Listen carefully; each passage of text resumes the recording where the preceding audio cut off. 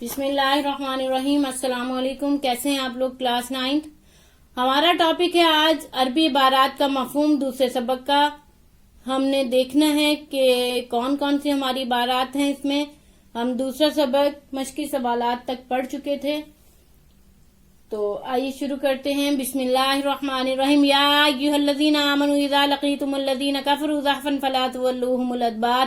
ترجمہ ہے: ایمان والو، جب میدان جنگ میں کفار سے تمہارا مقابلہ ہو تو ان سے پیٹ نہ پھیرنا۔ مفہوم اس کا دیکھیں، اس عبارت میں مسلمانوں کو ہدایت دی گئی ہے کہ کفار سے جنگ کی صورت میں پیٹ نہ پھیریں۔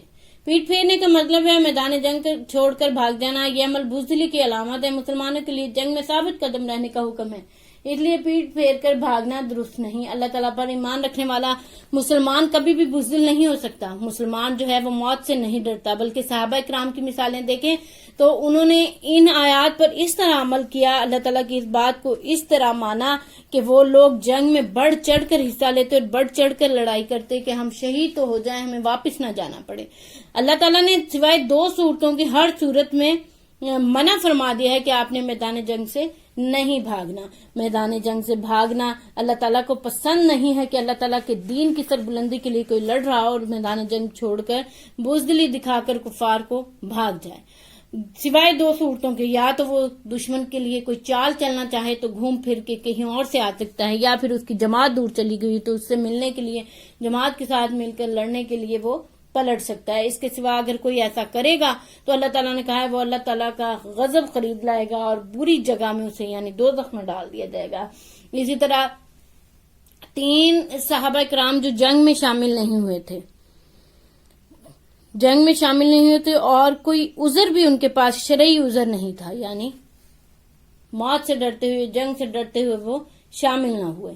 حضور صلی اللہ علیہ وسلم ان سے ناراض ہو گئے اور اللہ تعالیٰ بھی ان سے ناراض ہوا، اور ان کے بارے میں جب انہیں پتہ چلا تو ان کی بری حالت ہو گئی۔ انہوں نے اپنے گھر بار دنیا سے قطع تعلق کر لیا۔ صحابہ کرام نے ان سے بولنا چھوڑ دیا اور وہ 1 ماہ تک توبہ کرتے رہے، روتے رہے، دعائیں مانگتے رہے، معافی مانگتے رہے۔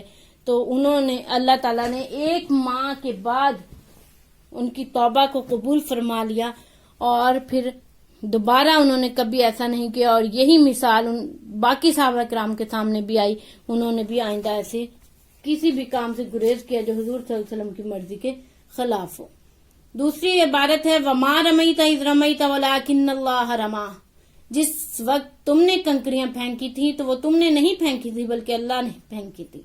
غزوہ بدر میں رسول اکرم صلی اللہ علیہ وسلم کو اللہ تعالیٰ نے حکم دیا تھا کہ مٹھی بھر کنکریاں کفار کی طرف پھینک کر ان پر لعنت فرما دیں۔ اللہ تعالیٰ نے اس واقعے کی طرف اشارہ کرتے ہوئے فرمایا کہ یہ کنکریاں آپ صلی اللہ علیہ وسلم نے نہیں بلکہ اللہ تعالیٰ نے پھینکی تھی، یعنی اس عمل میں اللہ تعالیٰ کی رضا شامل تھی، اللہ تعالیٰ کی مرضی شامل تھی۔ کفار پر اللہ تعالیٰ نے بھی لعنت فرمائی تھی، اور یہ اللہ تعالیٰ اس لیے کر رہا تھا اس طرح کی چالیں کیونکہ اللہ تعالیٰ ان کے خلاف چل رہا تھا تاکہ دشمن کو نیست و نابود کر دے، کافروں کی جڑ کاٹ کے پھینک دے، اور انہیں پتہ چل جائے کہ اللہ تعالیٰ مسلمانوں کے ساتھ ہے، اللہ تعالیٰ حضور صلی اللہ علیہ وسلم کے ساتھ ہے، اللہ تعالیٰ دین اسلام کی سربلندی چاہتا ہے اور کفار کو نیست و نابود کرنا چاہتا ہے۔ تو اللہ تعالیٰ نے یہ فرمایا، یہاں پہ اس واقعے کا اشارہ کرتے ہوئے فرمایا ہے کہ اب یہ لوگ مال غنیمت کے بارے میں آپ سے سوال کر رہے ہیں، اس وقت آپ کے ساتھ اللہ تعالیٰ تھا اور اللہ تعالیٰ نے ان پر کنکریاں پھینک کر لعنت فرمائی تھی۔ اللہ تعالیٰ نے ان کے خلاف چال چلتے ہوئے، ان کی آنکھوں میں مٹی ڈال کے جنگ کی ایک چال چلتے ہوئے ان کو ہرانے کی کوشش کی تھی اور فتح آپ لوگوں کو نصیب کی تھی۔ تو اللہ تعالیٰ یہ سارے واقعے کا ذکر یہاں پہ فرما رہا ہے۔ تیسری عبارت ہے وَلَن تُغْنِيَ عَنْكُمْ فِئَتُكُمْ شَيْئًا وَلَوْ كَثُرَتْ، اور تمہاری جماعت خواہ کتنی ہی کثیر ہو تمہارے کچھ کام نہ آئے گی۔ اللہ تعالیٰ نے جنگ بدر کے موقع پر کفار کو خبردار کیا کہ وہ مسلمانوں سے جنگ کا ارادہ ترک کر دیں۔ اگر دوبارہ جنگ کے لیے زیادہ لشکر اکٹھا کر لو گے تب بھی تمہاری کثرت کسی کام نہیں آئے گی۔ ہر جنگ میں تمہیں شکست کا سامنا کرنا پڑے گا کیونکہ مومنوں کے ساتھ اللہ تعالیٰ ہے، اور اللہ تعالیٰ مومنوں کو اس سے ہمکنار کرے گا جیت سے۔ اور اللہ تعالیٰ نے یہاں پہ کہا ہے کہ اگر وہ لوگ یہاں سے جا کے جنگ بدر کے بعد بھی مسلمانوں کے خلاف جنگ کی منصوبہ بندی کرنے لگے. اللہ تعالیٰ ہر چال سے واقف تھا اور اللہ تعالیٰ حضور صلی اللہ علیہ وسلم کے ذریعے انہیں احکامات دے رہا تھا کہ اگر تم اپنے افعال سے باز آ جاؤ تو تمہارے حق میں بہتر ہے. مومنوں سے دشمنی چھوڑ دو, مومنوں کے خلاف اپنی طاقت اکٹھی کرنا چھوڑ دو, مومنوں کے خلاف اپنی دولت خرچ کرنا چھوڑ دو, اللہ کے دین کے لیے دولت خرچ کرنا چھوڑ دو, اپنا جھمگٹا جو ہے وہ چھوڑ دو.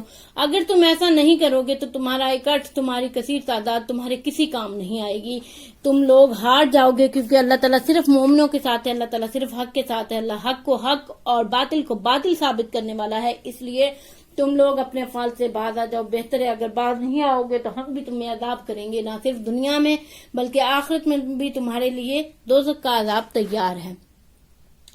کیونکہ دیکھیں اگر کربلا میں بھی دیکھا جائے تو 72 لوگ جو تھے وہ اتنی بڑی فوج 10 لاکھ لشکر کے ساتھ لڑ گئے اور انہوں نے سرخروئی انہیں حاصل ہوئی, لیکن انہوں نے بیعت نہ کی. تو یہ جنگ جو ہوتی ہے یہ تعداد پہ منحصر نہیں ہوتی, یہ تو فقط عظمت کردار کے ڈھب ہوتے ہیں, یہ تو فقط عظمت کردار کے ڈھب ہوتے ہیں. فیصلے جنگ کے تلوار سے کب ہوتے ہیں, جھوٹ تعداد میں کتنے ہی زیادہ کیوں نہ ہو, اہل حق ہوں تو 72 بھی غضب ہوتے ہیں.